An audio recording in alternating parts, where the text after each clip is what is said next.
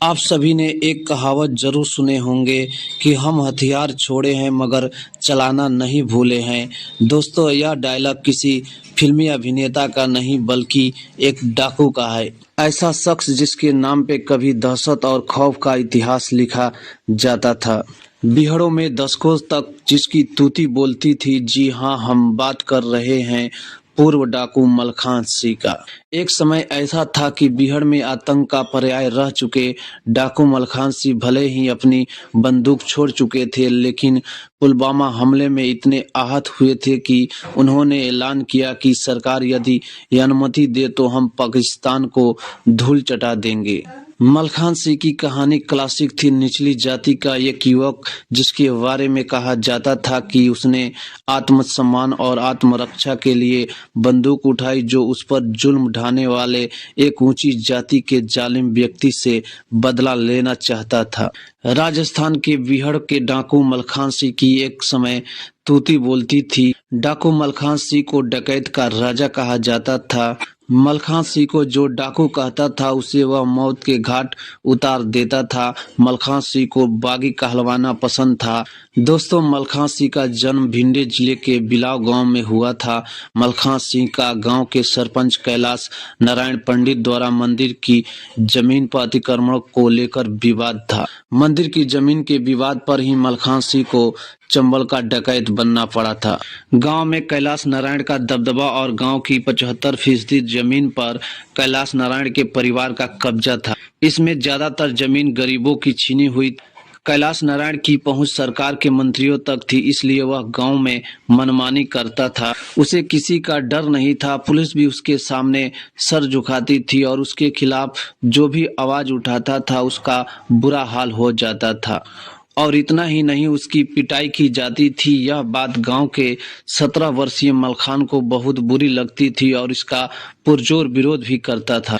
मलखान द्वारा कैलाश पंडित के खिलाफ आवाज उठाना और लोगों को जागरूक करने के कारण पंडित कैलाश नारायण मलखान का दुश्मन बनता गया। उसने एक दिन पुलिस वाले से कहकर मलखान को जेल में बंद करवा दिया। पुलिस द्वारा मलखान की जमकर पिटाई की गई, लेकिन कुछ दिन बाद मलखान जमानत पर छूटकर बाहर आ गया। जमानत पर बाहर आने के बाद मलखान सिंह ने कैलाश पंडित द्वारा जो मंदिर की जमीन पर अतिक्रमण कर रखा था उसका मुद्दा उठा दिया और कैलाश पंडित का पुरजोर विरोध किया। मलखान सिंह ने मंदिर की जमीन को अतिक्रमण से मुक्त कराने के लिए अभियान सा चला दिया, जिसे कैलाश पंडित परेशान हो गया। कैलाश पंडित पैसे वाला था और उसके परिवार का सदस्य सरकार में मंत्री भी था, इसलिए पुलिस वाले कैलाश पंडित की बात मानते थे। कैलाश पंडित से किसी गरीब की हत्या हो गई थी, जिसका इल्जाम मलखान पर लगाया गया और पुलिस मलखान को परेशान करने लगी। यहीं से मलखान ने बिहड़ जाने का रास्ता चुना। मलखान सिंह द्वारा अपनी गैंग बनाई गई, जिसमें सबसे पहले रिश्ते के भाई और दोस्त को शामिल किया गया। लेकिन मलखान के पास हथियारों की कमी होने के कारण वह लोगों का अपहरण करना शुरू कर दिया। अपहरण द्वारा जो भी पैसा आता था उसे वह हथियार खरीद लेता था और कुछ पैसा धार्मिक मान्यताओं के अनुसार मंदिर की मरम्मत में दान कर दिया करता था। धीरे धीरे मलखान की वारदातें भी बढ़ती गई और पुलिस द्वारा मलखान सिंह पर इनाम भी बढ़ाया जाता रहा। 5 महीनों के दौरान ही पुलिस ने मलखान सिंह पर लगभग 5,000 का इनाम घोषित कर। मलखान सिंह की गैंग डकैती से ज्यादा अपहरण करने पर ज्यादा ध्यान रखते थे। मलखान की गैंग ने दर्जन लूट अपहरण की घटनाओं को अंजाम दिया और इनके पैसे इकट्ठे करके गैंग के लिए नए हथियार खरीदे। धीरे धीरे मलखान की गैंग बढ़ती गई और उनके गैंग की सदस्यों की संख्या लगभग 100 के बराबर हो गई। मलखान सिंह की गैंग 3 राज्यों उत्तर प्रदेश, मध्य प्रदेश और राजस्थान में सक्रिय हो गई और एक से बढ़कर एक वारदातों को अंजाम देने लगी।